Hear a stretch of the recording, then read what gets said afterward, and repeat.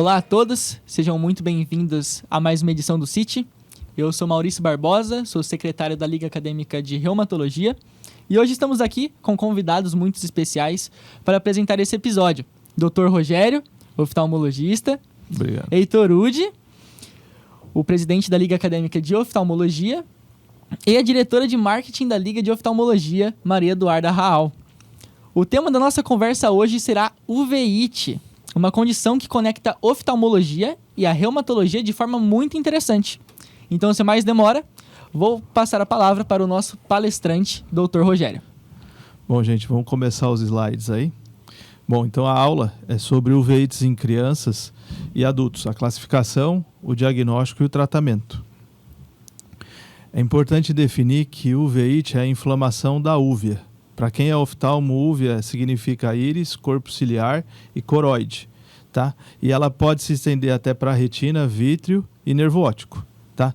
Então, assim, estatisticamente falando, 3 a 10% dos casos de cegueira em países desenvolvidos, até 25% em países de baixa e média renda, e em crianças, o problema é que ela geralmente é assintomática, então o diagnóstico é tardio e isso daí pode trazer problemas oftalmológicos para a própria criança. Tá? Essa foto aqui que a gente já mostra uma inflamação que a gente fala precipitados queceráticos. Em oftalmo a gente fala PK. Aí tem o granulomatoso e o não granulomatoso. O não granulomatoso ele é mais pequenininho. O granulomatoso é grande, assim, que nesse aqui, que eles falam multofete, que é gordura de carneiro, que o cara que inventou colocou esse nome. Tá? Então, assim, hoje tem uma classificação que é a SUN, que é a Standardization Uveitis Nomenclature, que ele padronizou a classificação das uveites internacionalmente, através até de IA. Então ele classifica como anatômica, por tempo e etiologia. Então, anatômica ela pode ser anterior, que pega a parte mais da frente do olho, a intermediária, que é a pars plana e o vítreo, a posterior, que é a retina e coroide, e a panuveite, que pega tudo. Essa daí não tem jeito. Aí você tem a aguda, que é menor ou igual a 3 meses, a crônica, que é maior que 3 meses, a recorrente, que tem recidivas maior ou igual a 3 meses sem atividade. E de etiologia, tem a infecciosa, que no Brasil é mais comum, é a toxoplasmose. As não infecciosas, que aí você tem a parte da reumato, que são as autoimunes, principalmente, e as idiopáticas que a gente ainda não consegue descobrir a causa, e é uma grande incidência disso. Então, por isso que foi criado esse SUM, porque você padronizando o que serve diagnóstico, você diminui a chance de tornar isso daí idiopático, porque às vezes, não sei o que é, então é idiopático. Então, ele começa falando na parte da oftalmologia, na graduação. Então ele coloca como você tem que saber classificar no exame da lâmpada de Fenda as células da câmara anterior, que é esse exemplo aqui da foto, que você vê aqui é uma córnea sem nenhuma manchinha, que é esses pontinhos. Aqui que são os PKs finos. Lembra que eu mostrei o granulomatoso na anterior. Então você vê de 4 a 5 células, aqui de 5 a 6 e vai aumentando. Então você tem que saber de 0 a 4. O flare, que é proteína na câmara anterior, opacidade vítrea e lesão de coroide. Mas o importante para a uveite é a biomicroscopia, esse exame aqui. Então, epidemiologicamente, entrando na uveite de pediatria, tá? A incidência é até baixa, é 4 a 5 para 100 mil. Crianças, prevalência de 28 a 100 mil. A maior frequência entre crianças de 7 a 12 anos e com um discreto predomínio feminino. Geralmente, na clínica, ela passa como assintomática. Geralmente, você descobre no diagnóstico de um exame de rotina, tá? Ela é insidiosa e crônica e tem maior risco de complicação porque a criança não reclama que está doendo. E ela não percebe que está tão embaçado. E aí você dificulta porque com isso daí você pode ter mais complicações como catarata, glaucoma, você pode fazer sinéquia, que é a íris colar no cristalino, e pode ter alteração de pressão. E aí você pode ter, por exemplo, criança que está desaprendendo a desenvolver a visão, tem ambliopia, que é? Ambliopia no popular é o olho preguiçoso, que a criança não aprende a enxergar porque um estava embaçado e o outro estava nítido. Então aí o cérebro vai automaticamente desenvolver o melhor para não atrapalhar com o que está mais embaçado, tá, gente? E de causa etiológica você tem, principalmente em criança, artrite idiopática juvenil, que aí entra na parte da reumato. E só para vocês terem uma ideia, olha, de 9 a 48%. E idiopática fecha até 50%. Então, assim, você vê que essas duas aqui, se somar as duas, dá quase 100%. Então, as outras são mais raras. Por exemplo, sarcoidose juvenil, síndrome tino, que eu, como bom oftalmo, tive que pegar a cola, colocar túbulo intersticial, nefrite com uveíte, que eu não ia saber o que era tino, tá? Toxoplasmose, que é infecciosa, toxocariase, tuberculose e herpes. E aí você tem classificação pensando na artrite juvenil idiopática, que a gente vai falar mais na uveíte, você tem perfil de risco. Então, o perfil de risco, por exemplo, sexo feminino, início precoce, menor que 7 anos, tá? Forma oligoarticular, isso daqui é importante. Fator reumatoide negativo e ANA positivo, ela é considerada de alto risco, se tiver esses critérios. Então, você tem que acompanhar a cada 3 meses. Risco intermediário é a cada 6 meses. E risco baixo é anual. Aí a gente fica na dúvida, né? O que é intermediário, o que é baixo. Então, a gente fez a tabela aqui, mas sendo honesto para vocês, aí você já vê que a oftalmo precisa da reumato. Porque o oftalmo não vai saber se é oligoarticular, tá? Se é poliarticular.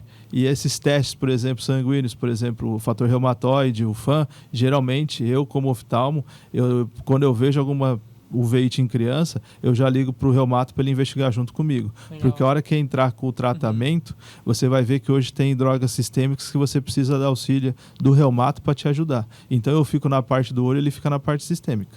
Beleza. Tá? Isso daí eu já faço de padrão. Então, só para vocês entenderem o que é baixo risco, alto risco intermediário. Tá? Característica clínica da uveíte na artrite juvenil, tá? Geralmente ela é anterior e bilateral, e ela é crônica e assintomática, então ela não vai inflamar muito o olho, a criança não vai reclamar que está doendo, e ela quase não percebe, porque embaça muito pouco. Só que a gente, num exame, por exemplo, de rotina, na biomicroscopia você consegue pegar. Então é importante, a hora que você vê isso numa criança, você fala, opa, peraí, eu vou ter que mandar para o reumato. Isso daí você tem que ficar de olho. E no achado da biomicroscopia vai ter a célula na câmara anterior, aqueles pescas finos que eu falei para você. Pode ter presença de sinéquia se for crônica. Sinéquia posterior, para vocês entenderem, é quando a íris cola no cristalino, tá? Por causa que tem célula inflamatória, como ela começa a fazer fibrina e ela gruda, tá? E aí você pode ter até membrana pupilar, porque lembra que pode ter proteína ali, ela vai grudando, tá?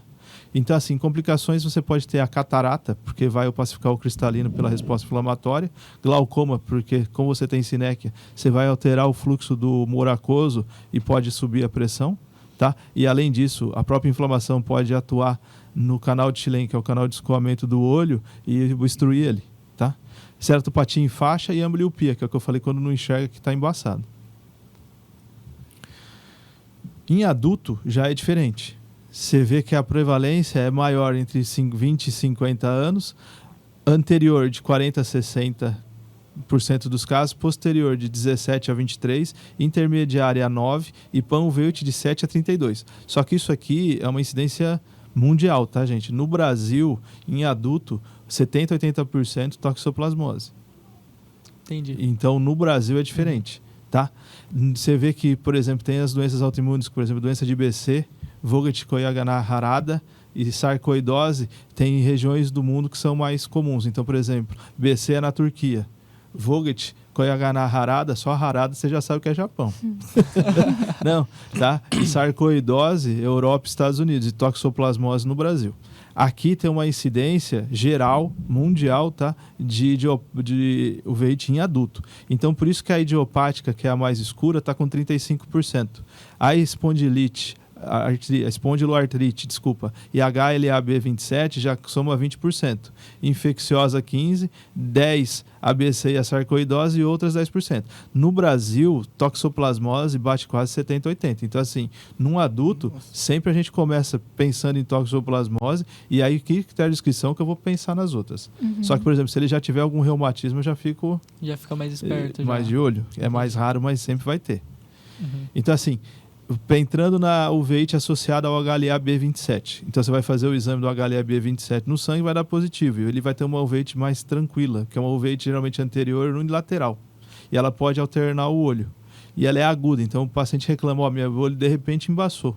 Tá? E apresentador, fotofobia, tá? Pode ter associação. Aí você precisa do reumato para ver essa associação. Espondiloartrite, que é a espondilite anquilosante, artrite psoriática, a reativa, a associada à doença inflamatória intestinal. E a uveíte também, ela pode preceder em 25% o aparecimento de alteração articular. Então, o olho pode ser o primeiro sintoma que pode aparecer numa pessoa que pode ter algum problema reumatológico. E o manejo geralmente corticoide. E o cicloplégico, para vocês entenderem, a gente usa para ele dilatar a pupila para não ter o risco de grudar, tá? No cristalino, para não fazer a sinec. Aí o risco baixa. Os anti-inflamatórios sistêmicos, tá? E hoje já tem aqueles imunossupressores, os biológicos que a gente vai falar no final. Tá? Aqui é foto de uma uveíte associada ao HLA-B27. Aqui, ó, para vocês verem esses branquinhos aqui, a gente fala hipópio, mas é célula inflamatória que pelo fluxo do humor aquoso acumula ali embaixo. Por isso que fica esse triângulo ali, porque ele faz um triângulo, tá? E aqui, ó, você vê como ele tinha sinec, ó, grudou no cristalino a íris. Então você vê os pigmentos da íris aqui. Aqui como dilatou, soltou, tá? Mas ficou o pigmento. E aqui para vocês verem, ó, os precipitados, ó, que é aqueles PK que a gente fala, tá? Você vê que tem essas manchinhas aqui na córnea, ó. Aí depende do tipo, você vai para um lado, depende do tipo, você vai para outro.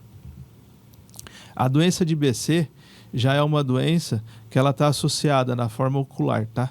A uma panuveíte e uma vasculite. Você vê que ela já é mais agressiva. Uma vitreite intensa pode dar inflamação no nervo, gerando atrofia, edema macular, tá? E ela já requer imunossupressão agressiva precoce. Então, por exemplo, se eu tiver um paciente com suspeita de BC, tá? Eu já mando direto para o reumato. Eu trato o olho, mas já vai direto.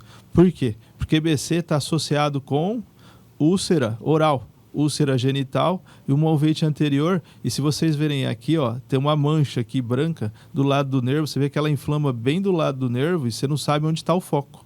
Caramba. Tá? Isso daqui é um BC. Então ela é mais agressiva, por exemplo, que o HLA-B27. De diagnóstico diferencial, você tem as infecciosas. Então você tem a toxoplasmose, que no Brasil é o mais comum. A tuberculose, você tem que sempre pensar nela, embora seja mais raro. Está aparecendo hoje um pouco de sífilis, tá? Antigamente era raro aparecer. E o herpes, tá? Então aqui para ajudar vocês, ó, o herpes simples, como sinal característico, tá? Ele vai dar uns PKs mais finos, só que ele vai dar PK, só que ele não dá na parte de baixo do olho. E geralmente herpes simples é associado à atrofia da íris. Então essa atrofia aqui, ó, que você está vendo a luz por trás da íris, é característico geralmente de herpes. Ah, entendi. Então você viu uma uveíte ali assim, com atrofia de íris, você já tem que pensar, opa, pode ser herpes. Ou CMV, tá? Herpes simples ou zoster. E aqui, para vocês terem uma ideia, é uma sífilis. Olha como ela já ataca a retina com vários focos. É mesmo. Tá? E a sífilis, lembrar que ela pode dar um quadro agudo de retina, chama necrose progressiva de retina ou necrose aguda de retina. Aí ela faz a necrose da retina setorial mesmo, total. Nossa. E aí o prognóstico é muito ruim, tá? As mais comuns no Brasil são a tuberculose, não é tão comum no Brasil, mas você vê que você já consegue ver o granuloma aqui, ó, da tuberculose, ó, bem embaixo do nervo. E já aqui, ó o edema. Esse amarelo aqui é edema na mácula, tá, gente? E você vê que não dá uma inflamação, o olho fica mais inflamado, mas não tem aquele hipópio, assim, você não vê o branquinho aqui. Tá, assim, tá vermelho, mas não tá tão inflamado por dentro. Mas na retina, ela ataca bastante. E a toxoplasmose aqui, que é a foto do lado, que é essa aqui, a primeira foto geralmente é uma lesão congênita, tá? Por que eu falo que é congênita? Quando você vê uma lesão maior que 5 tamanho do nervo, geralmente é congênita. Então, quando você vê lesão muito grande, provavelmente é congênita que recidivou. E aqui é importante falar que a toxoplasmose, você pode ver que ele tem foco aqui, ela sempre geralmente aparece na borda de uma lesão que está cicatrizada. A lesão cicatrizada é preta e a lesão que não é cicatrizada é branca. Então, você vê que tem a preta aqui que estava cicatrizada e cresceu aqui na borda, tá? Isso daqui é muito característico de toxoplasmose. Bom, o diagnóstico clínico laboratorial, o mais importante é você fazer a biomicroscopia, que a gente vai fazer aquela classificação que está falando de célula, flare, PK. A fundoscopia para ver se pegou retina ou não, para você saber em que lugar que está o uveíte. O ACT de mácula vai dar o edema macular ou uma membrana epirretiniana. A anjo, que é um exame com contraste, que a gente faz foto da retina, injeta contraste para ver a circulação do sangue, pode dar vasculite. Tá? Que tem a ABC geralmente da vasculite. E o ultrassom você consegue ver se tem alguma coisa na coroide, porque às vezes embaça tanto que você não consegue ver nada. Nossa. Se o vítreo turvar, você tem que fazer ultrassom para saber como é que está lá dentro. Tá? Aí a parte que eu deixo mais para o reumato são os exames de sangue, que por exemplo a ANA, fator reumatoide, HLA-B27, o B51, VHS-PCR. Infeccioso, pensar E em sífilis, né? VDRL, FT, ABS, tuberculose, PPD e o IGRA, e sorologia para toxoplasmose e HIV, tá? E específico, a ECA e a lisozima para sarcoidose e a ANCA pensando em vasculite, tá? Mas não tem uma receita de bolo, você tem que pensar. Por isso que é importante, eu falo sempre você associar o reumato junto com você. Porque às vezes você sempre esquece algum teste para pedir. Certo. Quando você vai pensar que é uma uveíte, não pode ser uma uveíte. A gente fala síndrome mascarada, tá? Uhum. Então, o que pode simular uma uveíte que não é uveíte? Um linfoma intraocular primário, vai fazer o mesmo tipo de inflamação, mas geralmente é mais idoso, tá? O retinoblastoma, se você pensar em criança, ele pode inflamar e fazer uma uveíte. E metástase, uveoretiniana, tá? Que são as mais comuns, mama e pulmão, tá? Mama em mulher, pulmão em homem, tá? Mas geralmente já é multifocal, assim. Mas na casa da metástase, por exemplo, já está associado, geralmente, descolamento de retina. E retinoblastoma, depende do grau, você também vai ter. Linfoma, que às vezes é difícil porque você pega inicial, parece uveíte mesmo, mas ela começa a levantar porque ele inflama. E da inflamação dura, ela faz a retina fazer um descolamento exudativo, que a gente chama. Bom, pensando em tratamento, tá? O objetivo terapêutico, eu quero controlar a inflamação, que é o que dá o problema, prevenir recorrência, tá? Não quero ter complicação e quero preservar, para quem é olho, preservar a visão. Primária, vou tratar, se for infecciosa, o que eu vou fazer? Trato a causa.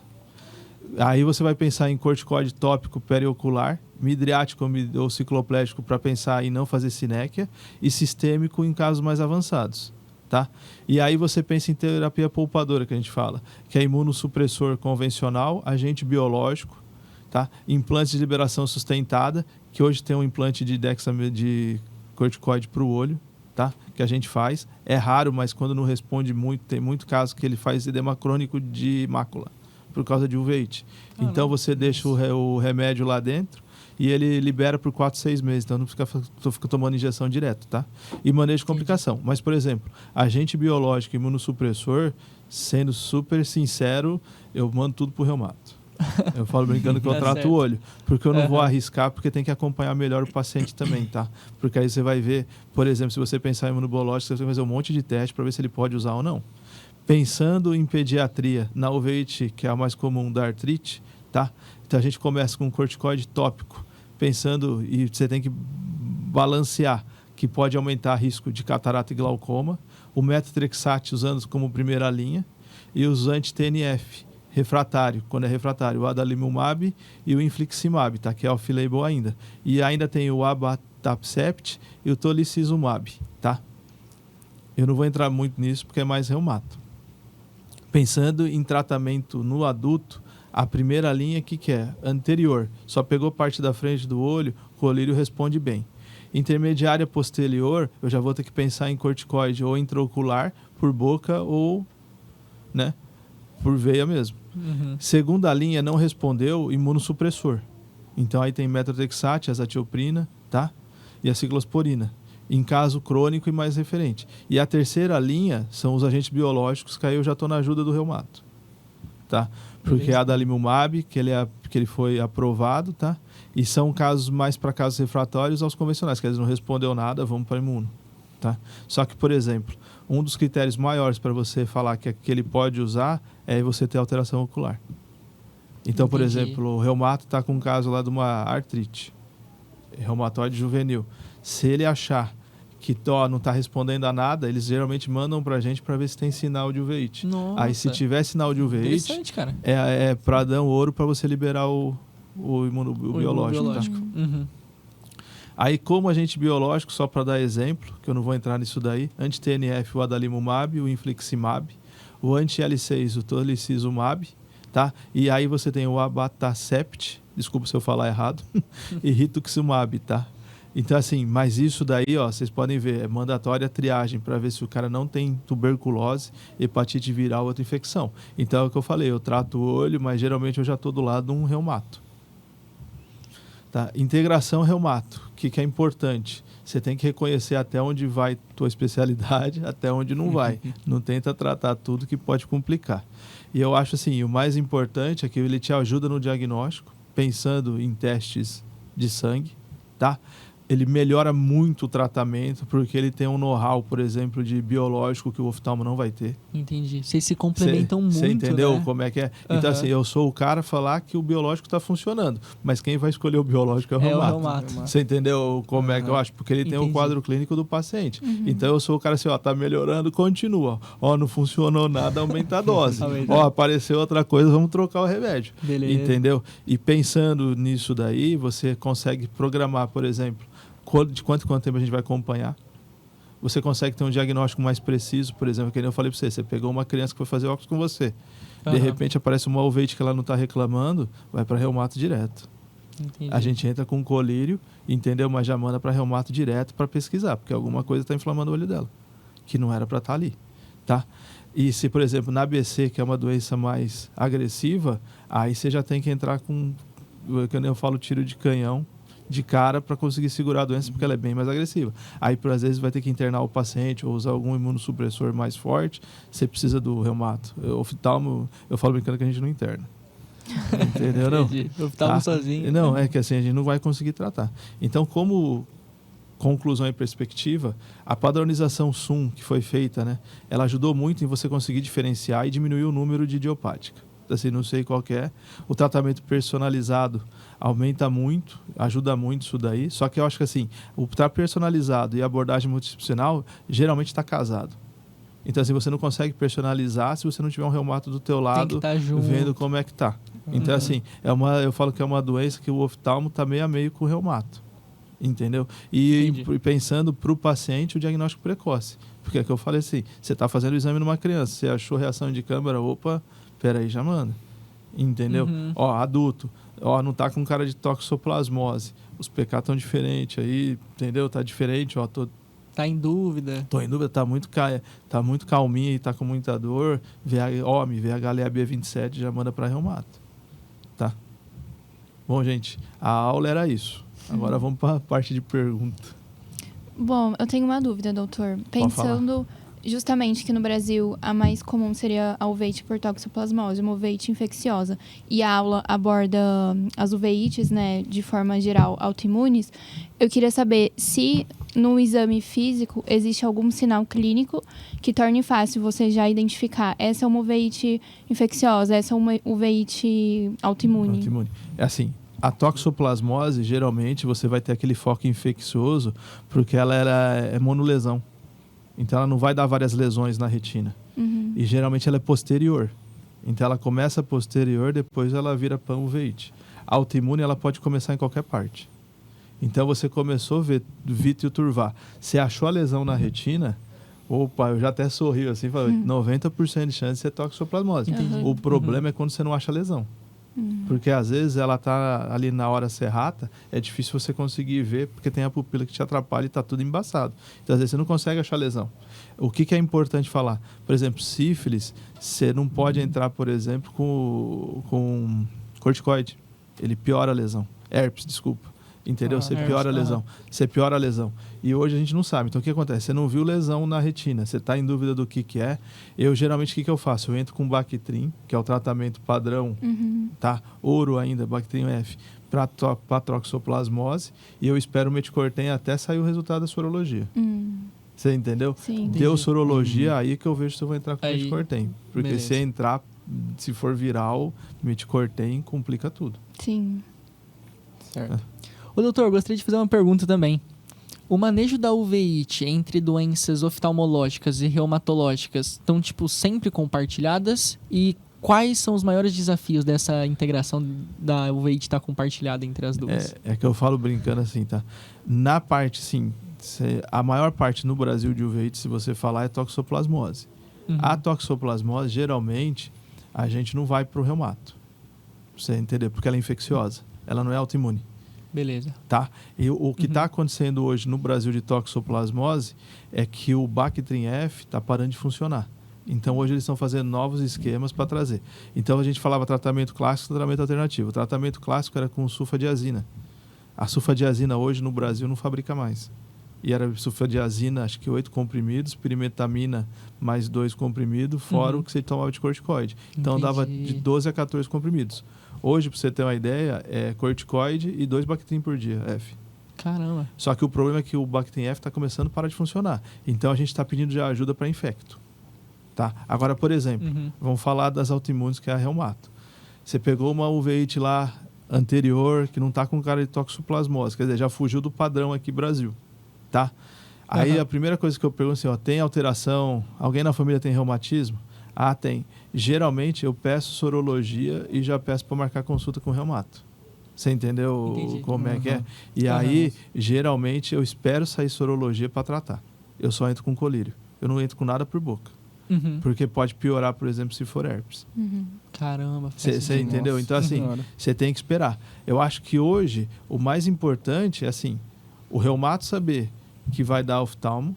Hoje, aqui na cidade, graças a Deus, todo mundo já manda pra gente triar, que nem eu falei pra você, que hoje é muito comum eles mandarem por causa do tratamento junto, que entrou. Né? Só que o problema é o oftalmo ter noção de todas essas doenças que a gente falou, que é um grupo muito grande. Por exemplo, esse SUM, ele já fez classificação acho que de 27 a 28. E tem mais ainda para fazer. Então, assim, a gente não está entrando em todos os tipos de uveíte. Então, tem muito tipo de autoimune, entendeu? Porque se você pensar, Vogt é autoimune, BC é autoimune, aí tem a HLA-B27 autoimune, entendeu? E vai abrindo. É algo muito delicado, né? Não é, assim, é tudo muito parecido. Por isso também. Que é difícil. Então, por isso que eles fizeram essa classificação, entendeu? Com IA. Entendi. Porque aí eles conseguiram separar. Então, você consegue falar, hoje é esse. Porque você fala, pô, é esse ou é aquele? O difícil de uveíte hoje é você conseguir saber qual tipo que é. E aí que eu acho importante a associação do reumato. Porque sem o reumato, você não vai conseguir descobrir que tipo que é. É muito difícil você chutar. E até você pedir o exame, sempre. Eu falo brincando que eu sempre esqueço um. Então eu passei, você vai pedir exame? Eu falo, eu vou pedir do básico, que é o mais comum aqui, mas já procuro o reumato para conseguir ver. Não, eu acho que não dá hoje para você tratar sozinho. Entendi.